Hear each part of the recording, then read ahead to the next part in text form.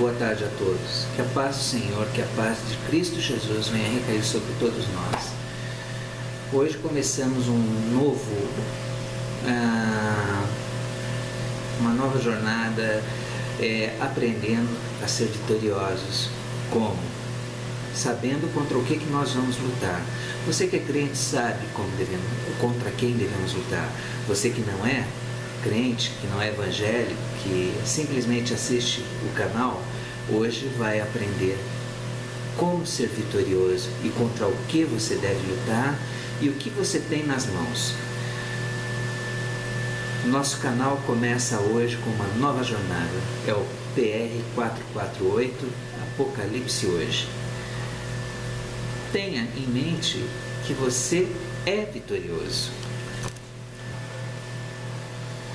Então, amigos, hoje vamos começar uma nova jornada aí,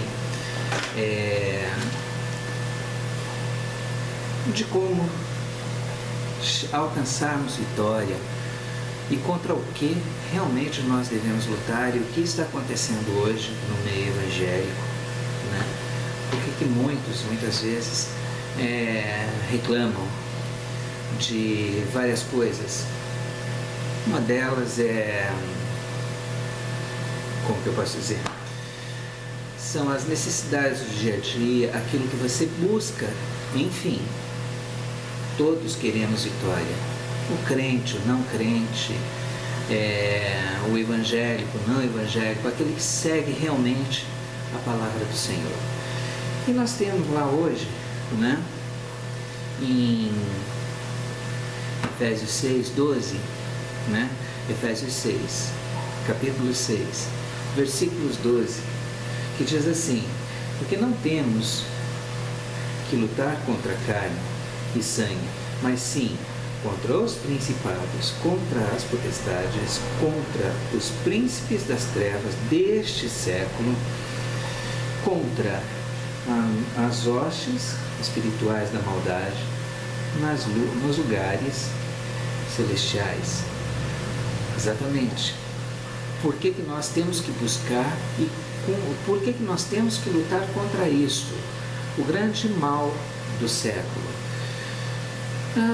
Tive vendo um programa que dizia mais ou menos assim, que falava sobre algumas coisas, algumas crenças, e dentre elas, né, as crenças,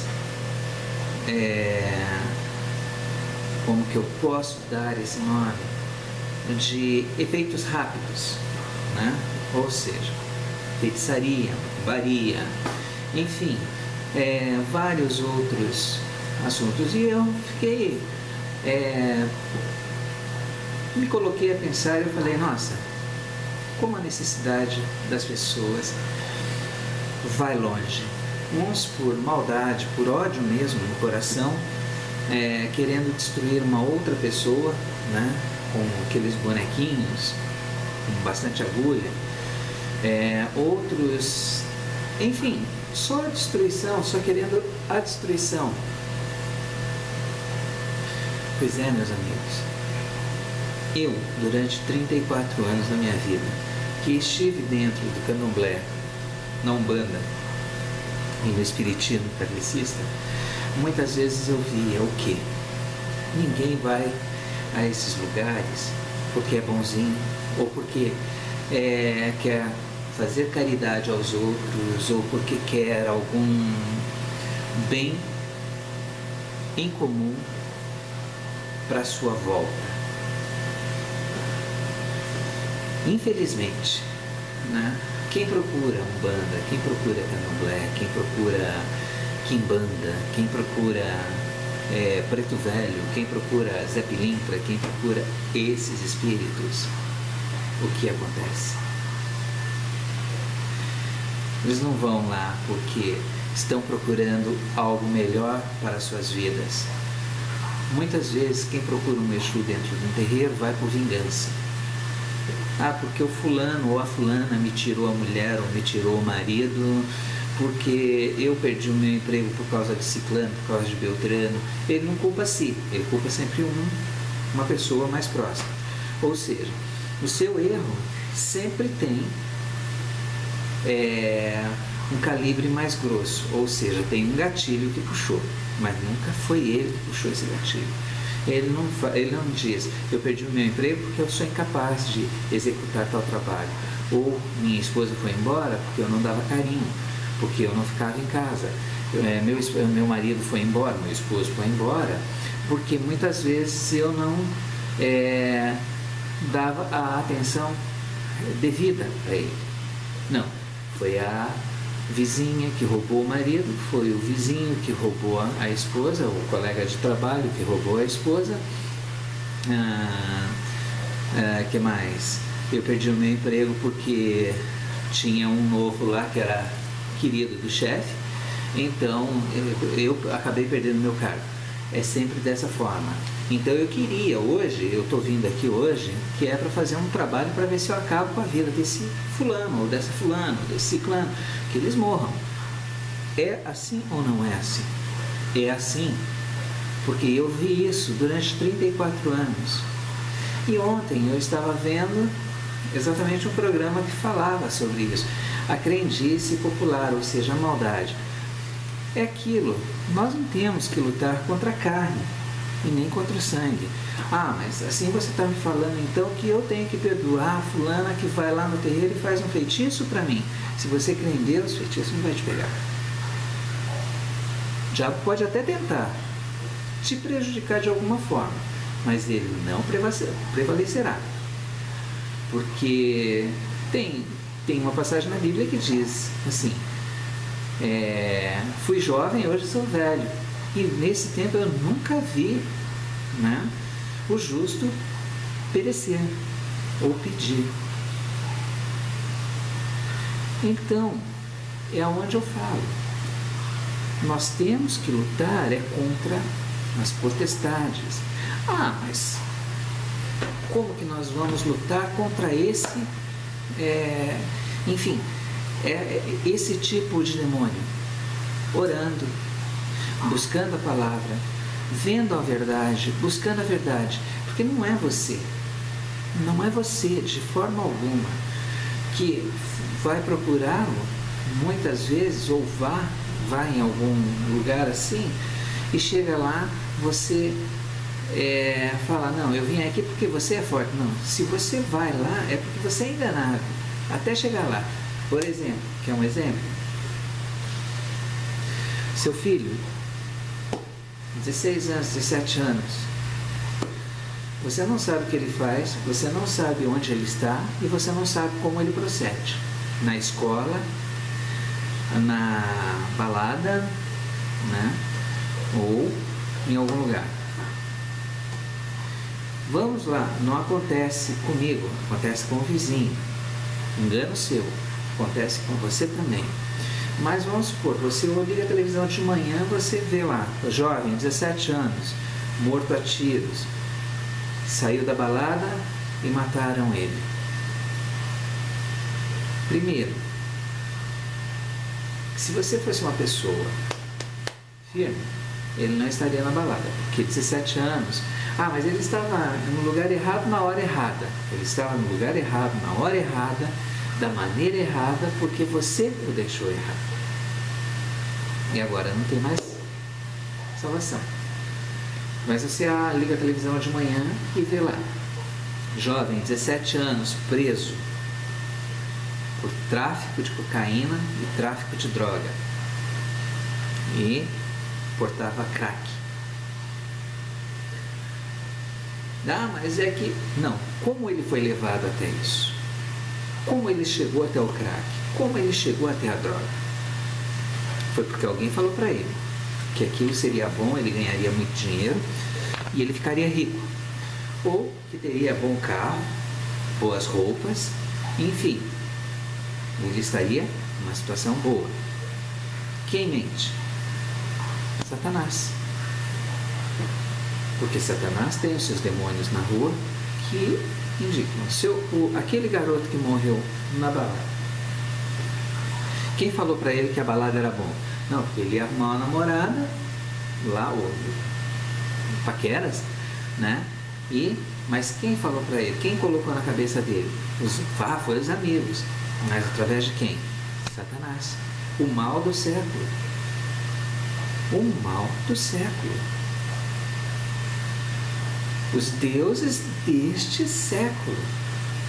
Ah, mas então a gente não pode deixar ninguém dos filhos saírem, então. Aquele que é prudente, ele ora e vigia. O prudente, ele ora e vigia. Se ele ensinar o caminho desde criança, ele já está lutando contra as potestades. E mesmo depois de velho, ele já não vai se desviar, porque ele já conhece o caminho. Bom, isso é uma das coisas que eu tinha hoje para falar. Por quê? Eu estou vendo que muita gente anda se perdendo, porque as pessoas hoje, elas acreditam na quiromancia. Por exemplo, você chega lá e tal, está me acontecendo um negócio, está me acontecendo umas coisas assim que eu não sei bem o que falar, porque olha, eu procuro a resposta para esse problema que eu tenho, por desemprego, eu não dou certo em lugar nenhum e não consigo achar. Por isso eu estou vindo aqui, eu quero que você tire as cartas para mim, para ver o meu futuro amanhã. Meu amigo, minha amiga, é dito, é palavra do Senhor. O futuro a Ele pertence, o futuro a Deus pertence. Tanto pertence a Deus que todo quiromancista, todo sortista, quando você pergunta, o futuro pertence a Deus. Isso que você vai ouvir. Se o futuro pertence a Deus, como é que ele se atreve a colocar cartas para dizer o que está acontecendo amanhã no futuro com você? Não é uma insensatez? Não é mais ou menos por aí que acontece? Então, voltemos lá. Capítulo 6, versículos 12.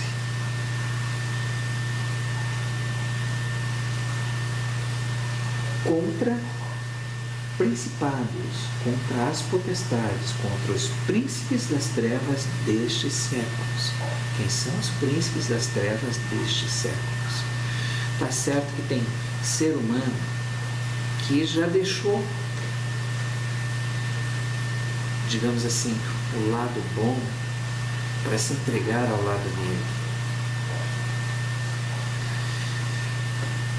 Mas você ainda deve crer, deve orar. Porque se todos lessem a Bíblia, quando você nasce, você recebe um nome. Um exemplo. Quando você nasce, Deus lhe dá um nome. E esse nome pode ser João Nogueira, pode ser José da Silva, o trabalhador, pode ser o João Pedreiro, mas trabalho com honestidade, trabalho com afinco. Mas quando você não conhece, deixou de ler, de conhecer a palavra, e você cresce vendo as coisas no mundo, o seu nome passa a ser outro. O seu nome passa a ser, você ganha esse nome, Fernando, você deixa de ser Fernando para ser Fernandinho Beiramar, você deixa várias outras coisas, o seu nome deixa de realmente ser o nome que Deus deu para ter um sobrenome que o diabo dá. Vejam bem, contra os príncipes das trevas deste século. Não vai mais, não vai longe. Pegar lá em Coríntios, né? Coríntios 4:4. Coríntios, é o segundo livro de Coríntios, 2 Coríntios, versículos 4. Versículos 4, capítulo 4, versículos 4, nos quais o Deus deste século cegou o entendimento dos incrédulos. Aí já disse tudo. Nos quais, novamente, o Deus deste século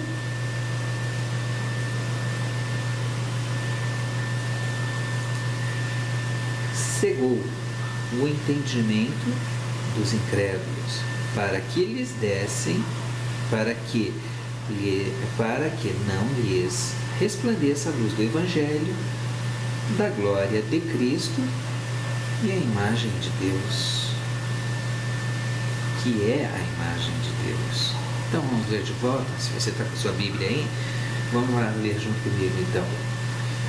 Nos quais o Deus deste século, Deus que menciona aqui, para quem não está com a Bíblia, é um Deus minúsculo, é um deusinho qualquer.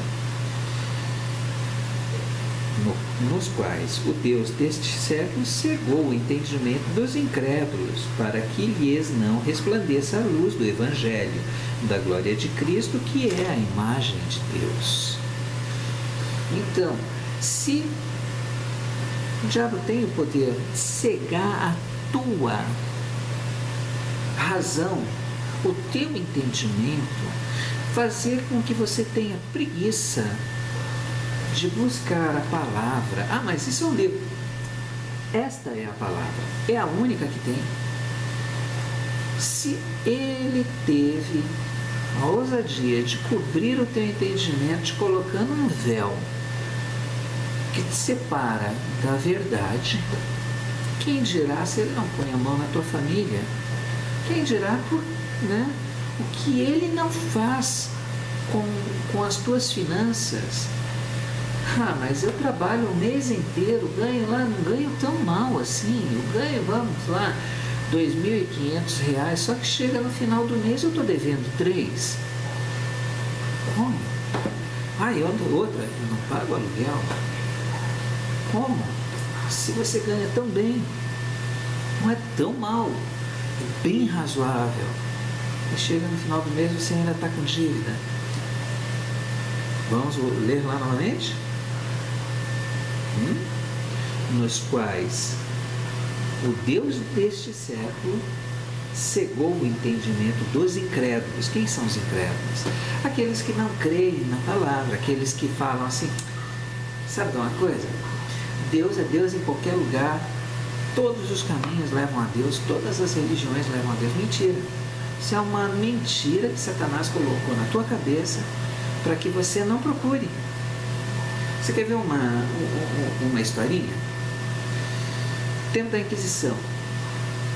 O tempo da Inquisição era a Igreja Católica que mandava. Muitos evangélicos,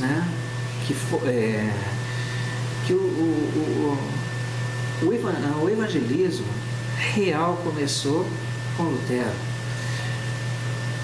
Foram perseguidos, foram mortos, tentaram dizimar. Naquela época se falava assim, poxa, não lê a Bíblia porque a Bíblia você não vai entender e a Bíblia é para pessoas e tal. Você tem que ouvir o que nós falamos, tanto é que foi mudado muitas coisas na Bíblia. A própria denominação mudou muitas coisas na Bíblia. Queimou muitas Bíblias para que o povo não tivesse acesso. Também naquela época, a gente podia até falar assim, eram poucas as pessoas que tinham acesso à Bíblia. E os que tinham acesso não podiam ler. Era queimado. Por quê? A Bíblia, geralmente, ela era em outra língua, era feita em algumas línguas mais difíceis, mais inacessível ao povo, ao trabalhador. Então, deixava o povo incrédulo, mas crente de que o diabo era mais forte do que você. Acreditava-se que o diabo, nossa, ele tinha o poder e tal, isso e aquilo. Mentira! O diabo, ele não pode com nada. Ele não pode com nada, eu explico por quê. Ele é espírito. O único poder que ele tem é incutir as coisas na tua cabeça, mas de pegar você e te colocar no caminho é mentira. E eu falo aqui, hoje eu falo aqui, com a experiência e o conhecimento que eu tenho, eu digo, é mentira.